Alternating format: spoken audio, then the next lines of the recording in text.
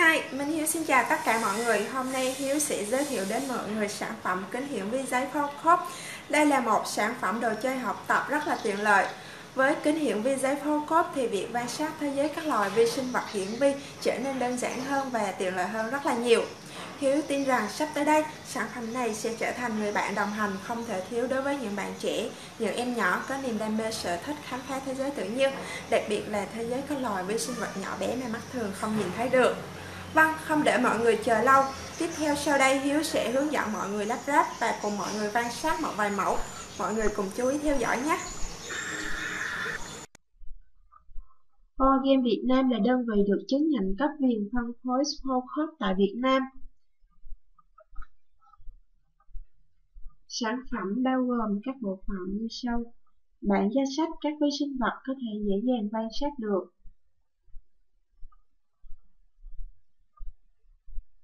các miếng dán sticker, đặc biệt là có sticker danh tính, bộ khung,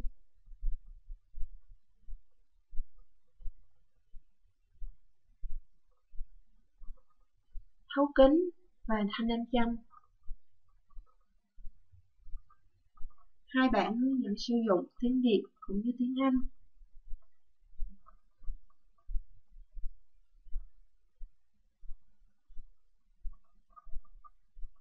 Và tăm bông. Tăm bông dùng để vệ sinh. Bây giờ ta sẽ tiến hành lắp sản phẩm. Đầu tiên là tách xé các chi tiết. Khi tách xé các chi tiết, mọi người nên chú ý cẩn thận, không được xé vào các đường nét đứt, nếu không sẽ làm hỏng các chi tiết.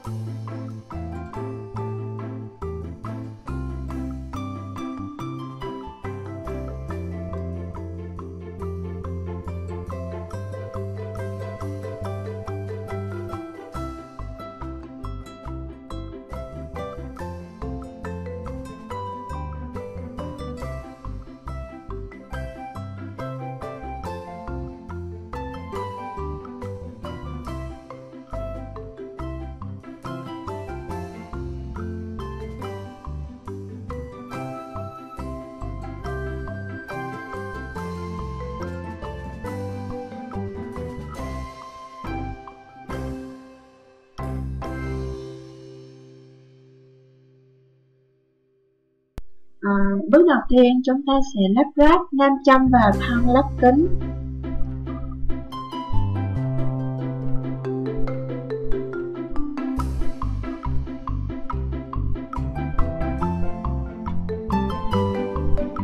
Cài tấm nam châm lên trên vòng đỏ, luồn xuống dưới tay công, trượt tấm sang phải, sau đó uốn hai tay nhỏ còn lại xuống dưới hai tay công còn lại bên trái.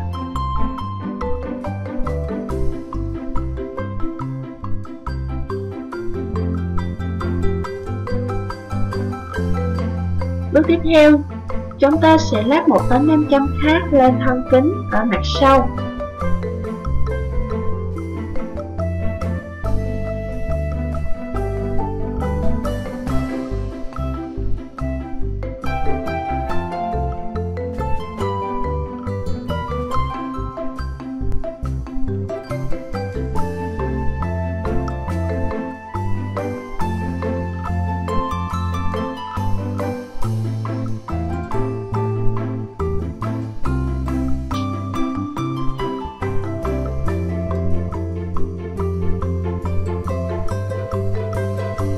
Sau đó chúng ta ngắt và khóa đáy, gấp lên theo đường nét đứt ở đáy thân kính, cài vào ba tay định vị tương ứng.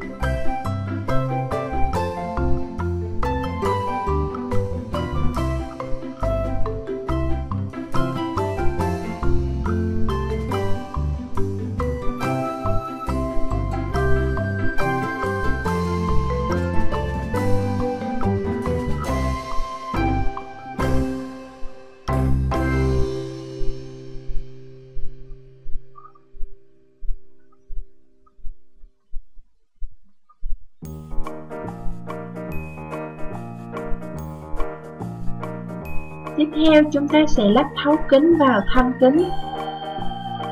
Ta sử dụng một miếng sticker tròn.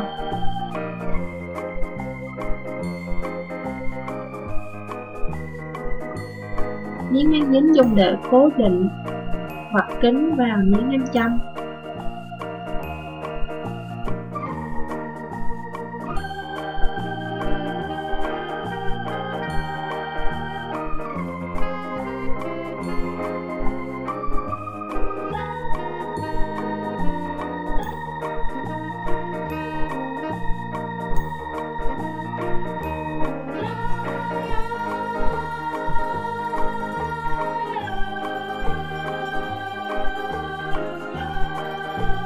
Đây là khung chỉnh tiêu cự.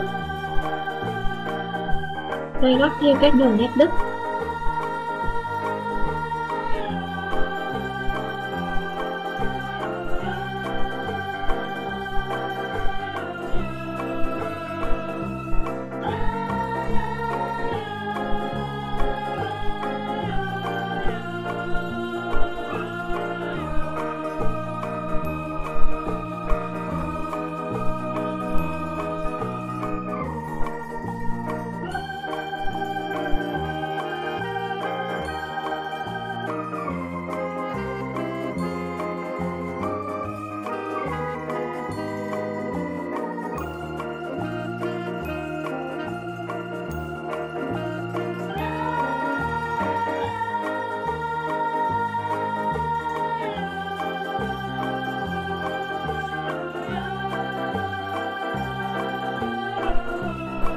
Đưa khung tiêu cự vào khung thân kính.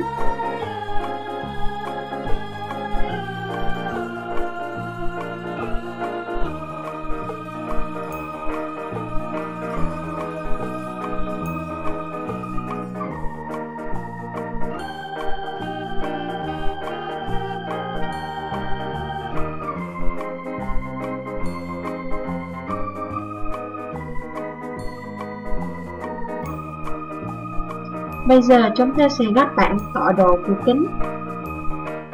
Lót các phần màu vào và đưa vào rãnh.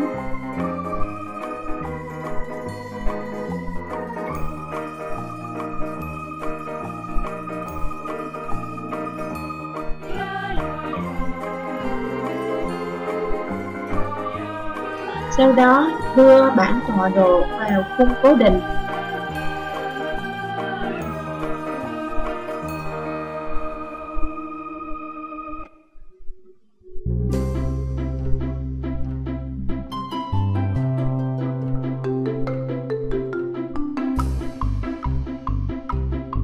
Đặt thân kính lên trên khung cố định và đưa các chân cố định lên phía trước.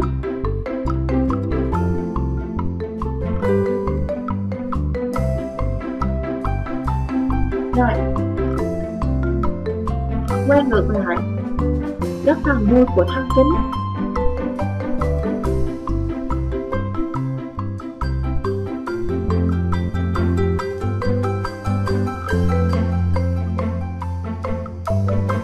Với mỗi sản phẩm sẽ có một sticker danh tính riêng.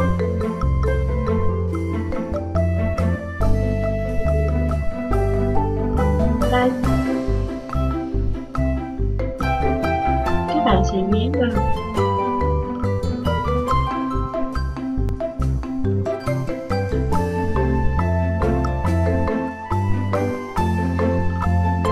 Ok, xong.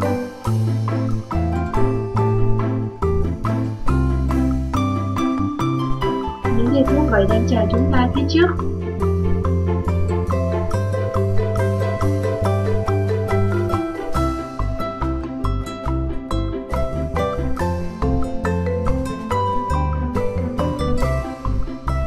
Tiếp theo sau đây Hiếu sẽ hướng dẫn mọi người cách làm tiêu bản. Hãy sử dụng củ cải đỏ.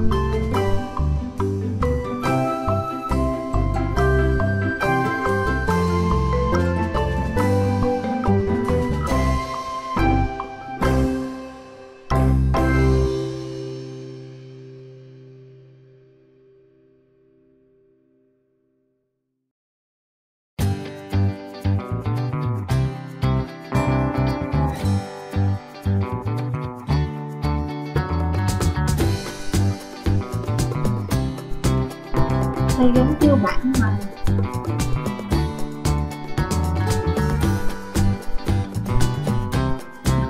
các bạn có thể quan sát dưới ánh sáng tự nhiên mặt thường, chống ánh sáng mặt trời láng thái sự hai hạng mắt, hoặc có thể sử dụng một đèn led. Ở đây Hiếu sử dụng đèn led. Mọi người cùng quan sát mẫu của cây đỏ. Đây là các tế bào.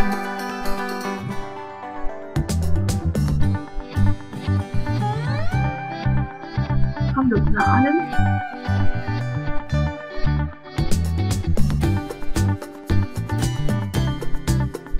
Các bạn điều chỉnh khung tiêu cự lên xuống, sang trái phải.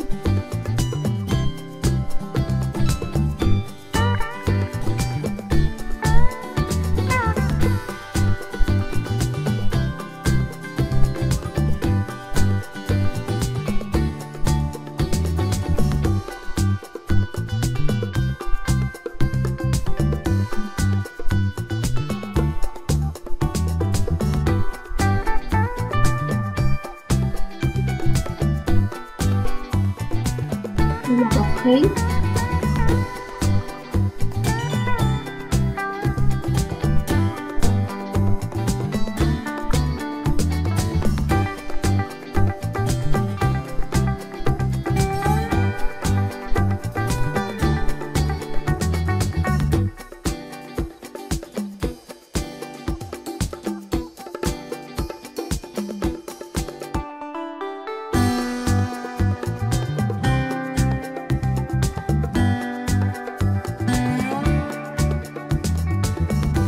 Bây giờ chúng ta sẽ quan sát một mẫu cây rêu.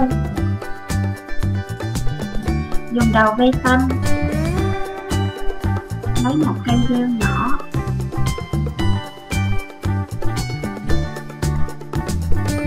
đặt trực tiếp lên tiêu bản.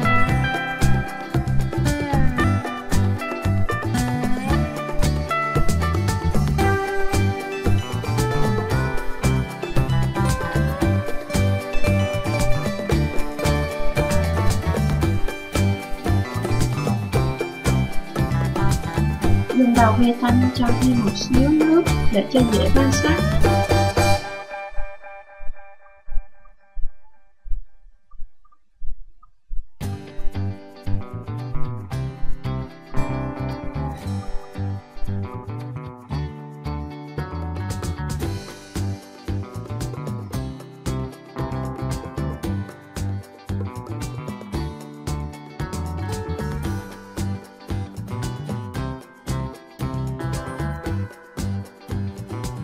Wow. Đây là hình ảnh cây rêu, phần rễ rễ, lá,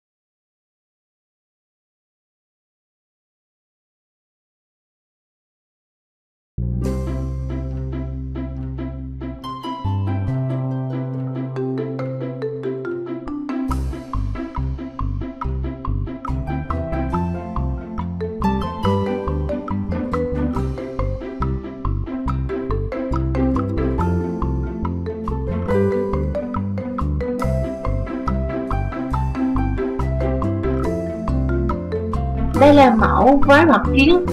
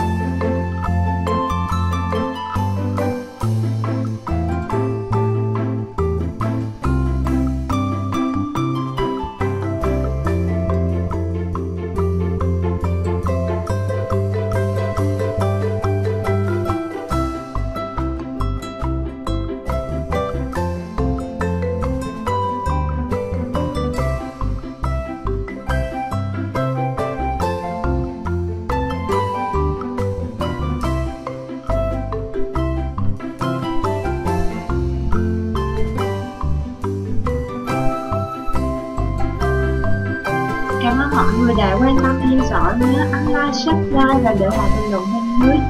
Chân thành cảm ơn tất cả mọi người. Xin chào.